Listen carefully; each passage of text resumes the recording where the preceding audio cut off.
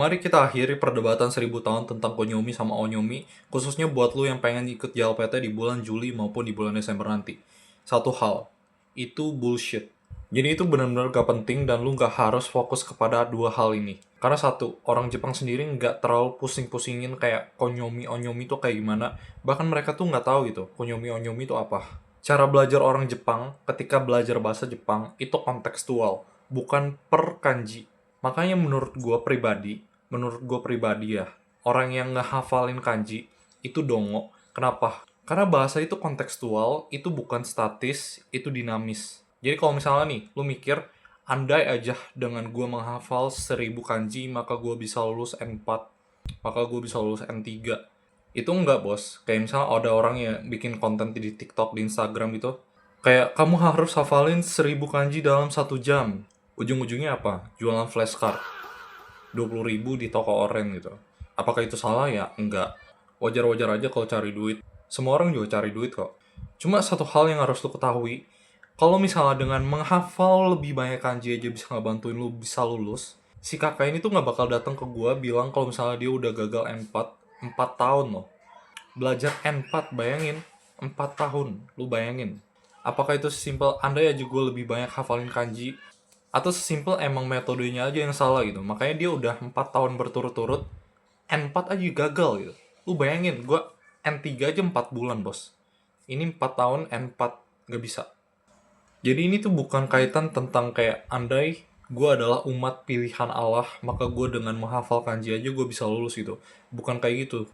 Kenapa gue tiba-tiba bahas tentang umat pilihan Allah padahal lagi belajar tentang bahasa?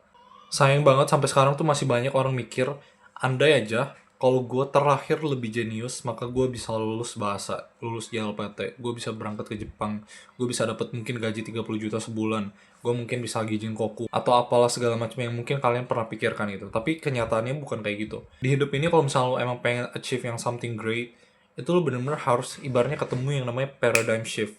Jadi simple ya, lu harus ketemu metode yang bukan cuma anda yang juga lebih hafal ribuan kanji, bukan kayak gitu.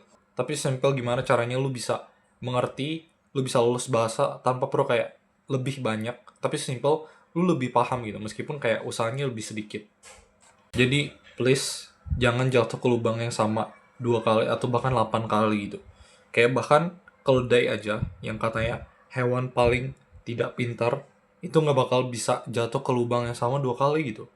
Masa kita yang lebih pintar, lebih superior gitu, umat pilihan Allah, kita ciptaan pilihan Allah, tapi kita jatuh ke lubang yang sama. Karena simple ya, sesat itu metodenya. Jadi please jangan sia-siain waktu yang berharga, karena itu lebih berharga gitu dibandingkan duit yang bisa lo beli.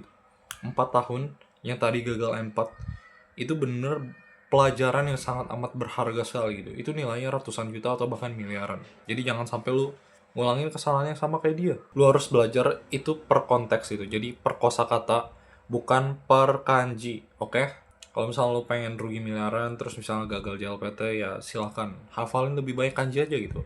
Lu bisa cek keranjang kuning buat dapetin flashcard. Ya gitu. Itu cuma 20.000 gitu. Buat hafalin lebih banyak kanji dan ujung-ujungnya gagal dan mungkin rugi miliaran itu. Jadi silahkan kalau misalnya lo mau beli, silahkan. Oh iya, kalau misalnya lo bingung kenapa gue mention miliaran, itu sesimpel namanya opportunity cost. Jadi misalnya kalau lo kerja di Jepang itu bisa dapetin gaji kotor 20 juta sebulan, itu sebulan kan misalnya 20 juta. Misalnya setahun 240 kali 4 itu sekitar 960 gitu. Sesimpel itu. Kayak itu common sense lah. Jadi ini simple kayak konsep yang lu gak boleh sampai hilang. Itu namanya opportunity cost. Hilang dalam artian lu hilang kesempatan yang bisa lu dapetin dengan misalnya kayak itu on paper lu bisa kerja dapat segitu sebulan selama 4 tahun berturut-turut, tapi hilang gitu aja.